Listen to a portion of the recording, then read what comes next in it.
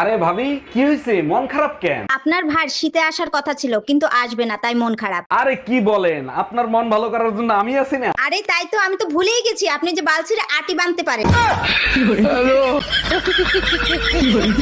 এই শীতে তুমি জ্যাকেট পরো না, তোমার কি শীত লাগে না? তুমি সাথে থাকলে শীত গ্রীষ্ম বর্ষা কোনো কিছু অনুভব করি না।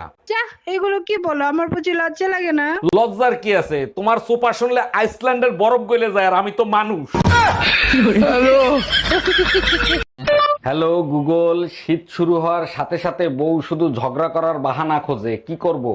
ভুলেও ঝগড়া করবি না, যদি করিস ঘরের বাইরে কি পরিমাণে ঠান্ডা হাড়ে হাড়ে টের পাবি। আরে ভাবি, আপনার নাক মুখে মাইরের দাগ কেন? কে মারছে? কার এত বড় সাহস? কালকে রাতে যখন আপনার সাথে রোমান্টিক কথা বলতেছিলাম তখন জামাই দেখে ফেলাইছে, বাকিটা ইতিহাস। বলেন কি? এ তো সর্বনাশের মাথায় বাড়ি হয়ে গেছে। এখন আপনারে খুঁজতিছে। টুম্পা, বিয়ের সিজন চলতেছে, চল আমরা বিয়ে করে ফেলি। ওরে বিয়ে করার চাইতে সারা জীবন কুমারী থাকবো তাও ভালো। ভালো যখন তোরেই বাসি, বিয়ে আমি তোরেই করব, প্রয়োজন হলে জোর করে বিয়ে করব। জোর করে তুই আমার দেহ পাবি কিন্তু বাচ্চা পাবি না।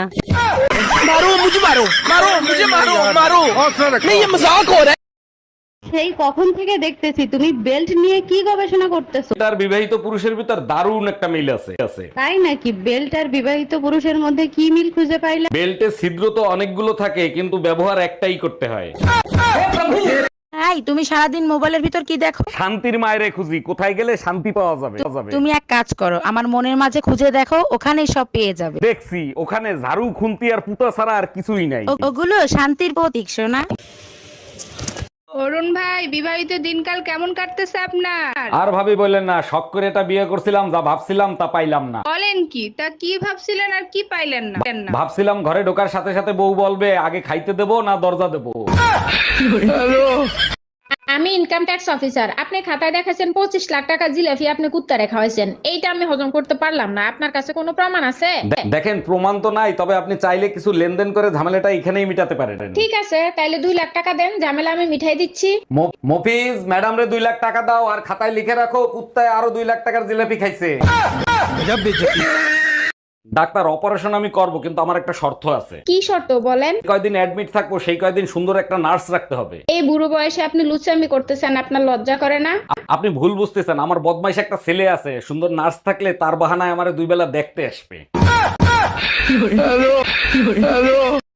বলছি শোনো না, আই লাভ ইউ। এক চড়ার হাগরের আগে হাওড়ায় পৌঁছাই যাবি। একটু আসতে মেরো না, আমার না দমদমে একটু কাজ আছে। ইয়ে বলছি, তুমি হোয়াটসঅ্যাপে আছো? না না, আমি তো বাড়িতে আছি। মানে বলতে চাচ্ছি, তুমি কি হোয়াটসঅ্যাপ ইউজ করো? না না, আমি তো ফেয়ার অ্যান্ড লাভলি ইউজ করি।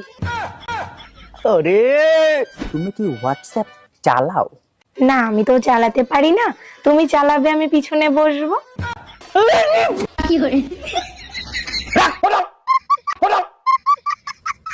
টাকা পয়সা সোনা দানা যা আছে বের কর, নইলে তোর বউরে মাইরিয়ে ফেলাবো। ভাই আমার কথা শোনেন। ভাই আগে উনার কথাটা শোনেন, তারপরে আপনি যা খুশি তাই করেন। ভাই আপনি যা চান তাই দেবো, ওরে আপনি তাড়াতাড়ি ছেড়ে দেন। বউয়ের জন্য এত ভালোবাসা জীবনে কোনোদিন দেখি নাই। আরে কিসের ভালোবাসা, যে কোনো সময় বউ চলে আসতে পারে, ও তো পাশের বাড়ির ভাবি।